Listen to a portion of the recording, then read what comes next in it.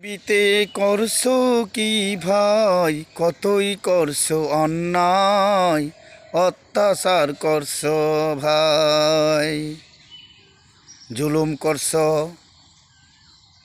বেইমানি করছো, শয়তানি করছো মানুষের সাথে ভাই।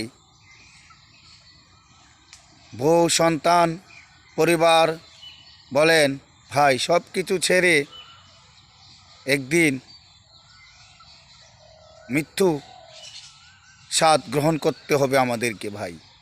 ভাই, ধন সম্পদ টাকা পয়সা গাড়ি বাড়ি সাথে যাবে না ভাই, এখনো সময় আছে ভাই, দম পুরাইলে শেষ, কে কখন মারা যাবে কেউ বলতে পারি না। তাই ভাই জলদি আসুন, নামাজ পড়ি, আল্লাহ তাআলার ইবাদতের মাধ্যমে নিজেদেরকে ব্যস্ত রাখি, কোরআন তেলাওয়াত করি, সৎ পথে চলি, সৎ পথে উপার্জন করি ভাই।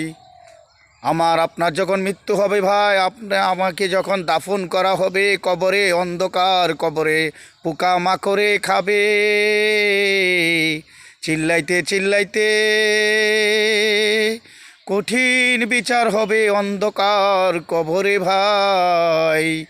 ভাই গো ভাই, যতই চিল্লাবেন কোনো লাভ হবে না ভাই, এখনো সময় আছে ভাই।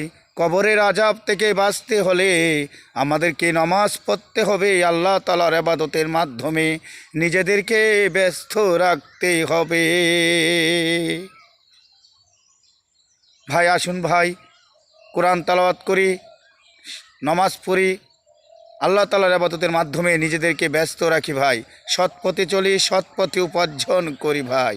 সময় তো আর নাই রে বেশি, ধমের খেলা শেষ, যেদিন আপনার ধমের খেলা শেষ হবে ভাই, ভাই আপনি ভাই ভাই যত খারাপ কাম করেছেন, যত অত্যাচার করেছেন, তার কঠিন বিচার হবে ভাই অন্ধকার কবরে ভাই, কেউ রক্ষা পাবো না ভাই আমরা ভাই।